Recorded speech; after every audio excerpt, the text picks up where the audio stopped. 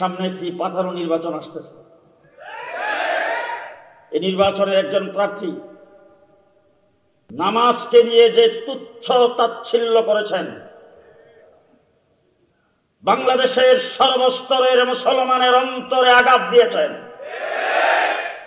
আজ পর্যন্ত তার ব্যাপারে বর্তমান সরকার সিদ্ধান্ত গ্রহণ করে নাই। আমি আজকের সেমিনার থেকে বলতে চাই, তাকে সাধারণ সদস্য পদ থেকেও বার করতে হবে বাংলাদেশের রাজনীতি করতে হলে। আজকে বাংলাদেশের মানুষের ভোট অধিকার বিপন্ন। যাই থাকুক, সারা রাত্র কেউ প্রস্রাব করবে না, সকালবেলা উঠে ইজিলের দিকে হয়ে সকলে প্রস্রাব করবে, প্রস্রাবের ফেনার সাথে সব বেশি যাবে। আসসালামু আলাইকুম ওয়া রাহমাতুল্লাহি ওয়া বারাকাতুহু।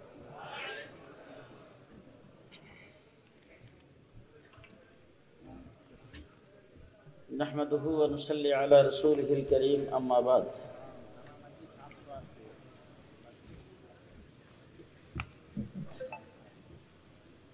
জাতীয় উলামা মাশায়েখ, উলামা ও আইম্মা পরিষদ আয়োজিত আজকের এই জাতীয় সেমিনারে বাংলাদেশের সকল পর্যায়ের উলামায়ে কেরাম ও ইসলামী ব্যক্তিত্বকে আজকের স্টেজে একত্রিত হইতে দেখা গেছে। আলহামদুলিল্লাহ। আমি সর্বপ্রথম জাতীয় উলামা মাশায়েখ ও আইম্মা পরিষদকে ধন্যবাদ ও মোবারকবাদ জানাচ্ছি। এই বিষয়ে সবচাইতে বেশি তৎপরতা চালাইছেন আমার আজিজ হযরত মাওলানা রেজাউল করিম আবরার, তাকে আমি ধন্যবাদ ও মোবারকবাদ জানাচ্ছি। বিভিন্ন বিষয় এবং যারা অধিক পরিমাণে জ্ঞান রাখেন তাদের কাছ থেকে বিস্তারিত আলোচনা শুনেছেন। আমি শুধু একটা কথা বলতে চাই, আমরা বক্তব্যে বিবৃতিতে সব জায়গায় বলি পৃথিবীতে 200 কোটি মুসলমান, 58টা মুসলিম রাষ্ট্র। আজকে সকল মুসলিম রাষ্ট্র একত্রিত হয়ে যদি একটা আওয়াজ দেয় যে আমরা মুসলিম উম্মাহ, শুধু এক স্লোগান, আমরা মুসলিম উম্মাহ, গোটা পৃথিবীর সমস্ত বাতিল শক্তি চোখ তুলে তাকাইতে পারবে। আজকে শুধু মিডল ইস্ট, সৌদি আরব, আরব আমিরাত, কাতার, কুয়েত, আমি তো মনে করি ওই সমস্ত দেশের রাষ্ট্রপ্রধানদের পক্ষ থেকে, সরকারের পক্ষ থেকে যদি বলা হয় যে ডায়াবেটিস যাই থাকুক, সারা রাত্র কেউ প্রস্রাব করবে না, সকালবেলা উঠে এদিকে হয়ে সকলে প্রস্রাব করবে, প্রস্রাবের ফেনার সাথে সব বেশি যাবে। কিন্তু আজকে সেই পদক্ষেপ নেওয়া হচ্ছে না। আমার বাংলাদেশে আমরা যার যার অবস্থান থেকে তার প্রতিবাদ করেছি, আজকে কিছুটা হলেও পূরণ হয়েছে। আমাদেরকে হলের ভিতরে নয়, আজকে এখানে যে সমস্ত উলামায়ে কেরাম বসে আছেন, আমি প্রস্তাব করব বাংলাদেশের সকল দলের সকল ঘরানার উলামায়ে কেরামকে ঐক্যবদ্ধ হয়ে মাঠে নামতে হবে। বাংলাদেশে এই বিষয়ে আমি শেষ কথা বলতে চাই, আমাদের বাংলাদেশের প্রত্যেকটি মার্কেটে, প্রত্যেকটি বাজারে বন্দরে আমাদেরকে তৎপরতা চালানো দরকার। সমস্ত দোকানপাট থেকে এই জন্যকে সেখান থেকে বের করে দিতে হবে। মুসলমানদের মধ্যে গণজাগরণ সৃষ্টি করতে হবে। তেলের কোন পণ্য বাংলাদেশের মাটিতে কোথাও চলে। দ্বিতীয় নম্বর কথা বলতে চাই, মুসলমানরা খুবই বিপদে আছে। আমরা খুব ভালো কোথায়? আমরা খুব ভালো কোথায়? আমাদের বাংলাদেশের সামনে একটি পাতানো নির্বাচন আসতেছে। এই নির্বাচনের একজন প্রার্থী নামাজকে নিয়ে যে তুচ্ছ তাচ্ছিল্য করেছেন, বাংলাদেশের সর্বস্তরের মুসলমানের অন্তরে আঘাত দিয়েছেন। আজ পর্যন্ত তার ব্যাপারে বর্তমান সরকার ও আওয়ামী লীগ কোনো সিদ্ধান্ত গ্রহণ করে নাই। আমি আজকের সেমিনার থেকে বলতে চাই, তাকে সাধারণ সদস্য পদ থেকেও বহিষ্কার করতে হবে বাংলাদেশে রাজনীতি করতে হলে। নামাজ এবং মসজিদ এবং আজানকে তুচ্ছ তাচ্ছিল্য করে বাংলাদেশে কোন লিডার থাকতে পারবে না। শেষ কথা বলতে চাই, আমাদের বাংলাদেশে স্বাধীনতার নামে যা হচ্ছে,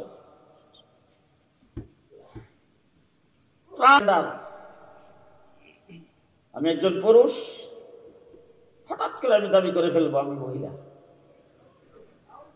আমি একজন মহিলা, হঠাৎ করে দাবি করে ফেলবো আমি একজন পুরুষ। এটা নাকি স্বাধীনতা? এটার জন্য ব্যাপক প্রচারণা চালানো হচ্ছে।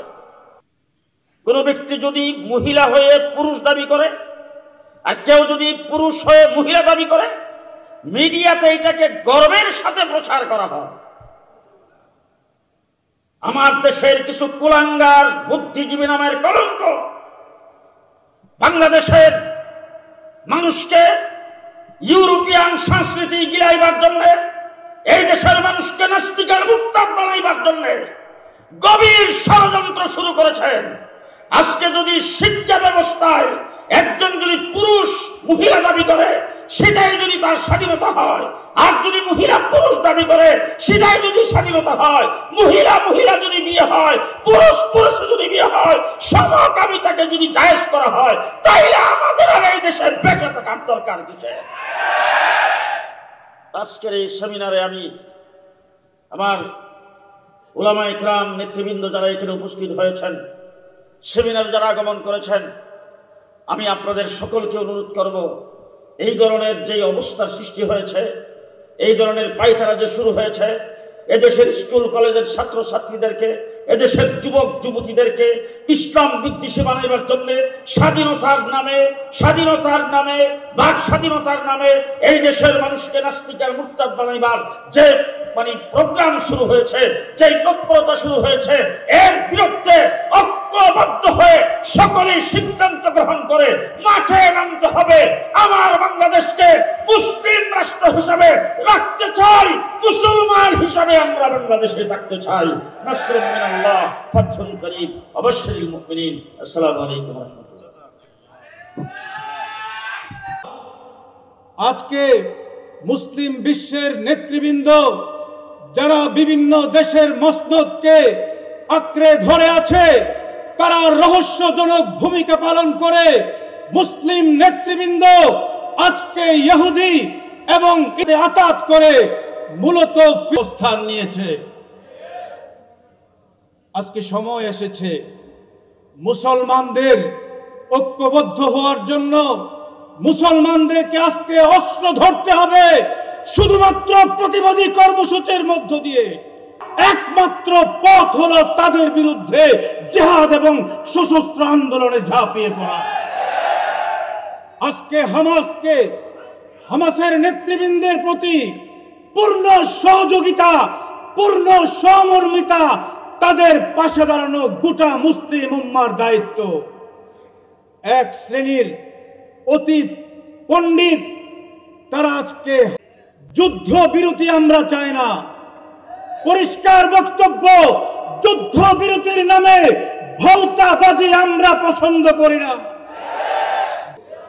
আজকে গোটা দুনিয়াতে ইহুদিদের ষড়যন্ত্র চলছে।